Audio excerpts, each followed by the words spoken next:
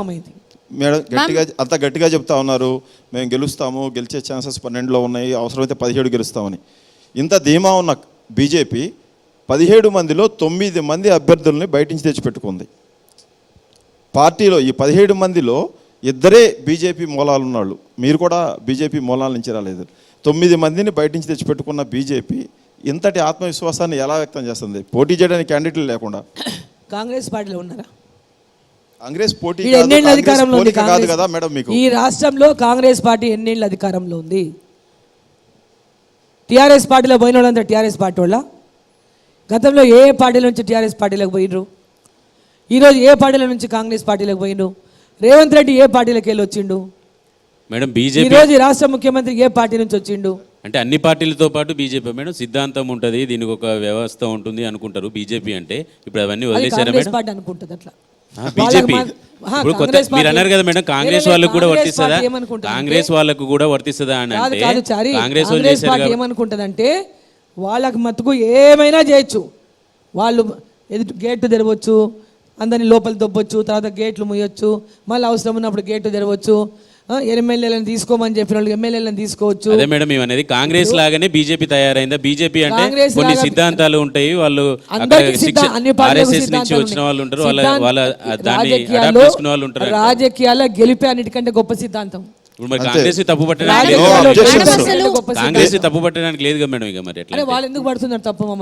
మిమ్మల్ని పట్టండి, మీరు మీ సిద్ధాంతాల పార్టీ కాబట్టి సిద్ధాంతాల పార్టీలే చేర్చుకుందని.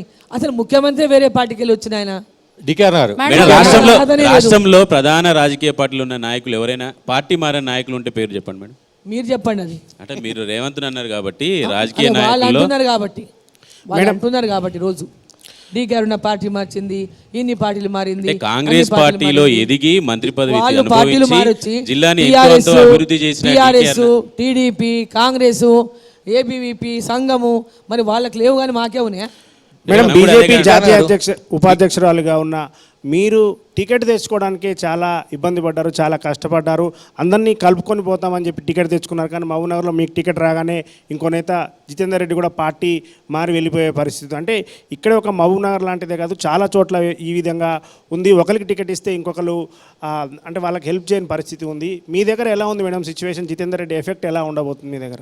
జితేందర్ రెడ్డి గారు ఎప్పుడు జనాల్లో ఉన్న వ్యక్తి కాదు. జితేందర్ రెడ్డి గారు గెలిచిన 2 టైంలు కూడా లక్కీగా గెలిచినారు ఆయన. ఓసారి టీడీపీ బీజేపీ అలయన్స్లో గతంలో గెలిచినారు ఫస్ట్ టైము.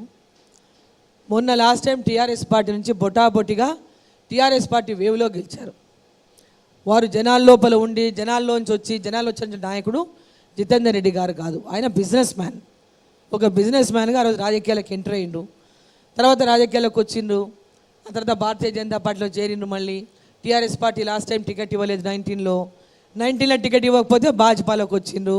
మళ్ళీ ఈరోజు మొన్న అసెంబ్లీ ఎన్నికల్లో వాళ్ళ కొడుకు టికెట్ ఇచ్చింది భారతీయ జనతా పార్టీ. మరి పార్లమెంటరీ టికెట్ కూడా అడిగినరు, పార్టీ నిర్ణయం తీసుకొని నాకు ఇచ్చింది. మళ్ళీ నా పార్టీ టికెట్ లేని కాంగ్రెస్లోకి పోయినరు. సో ఎవరి ఇష్టం వాళ్ళది. రాజకీయాల్లో ఎవరు ఏ పార్టీలో పోవాలనుకుంటున్నారు, ఎలక్షన్లు వచ్చినప్పుడు ఇవన్నీ వెరీ కామన్గా చూస్తాం.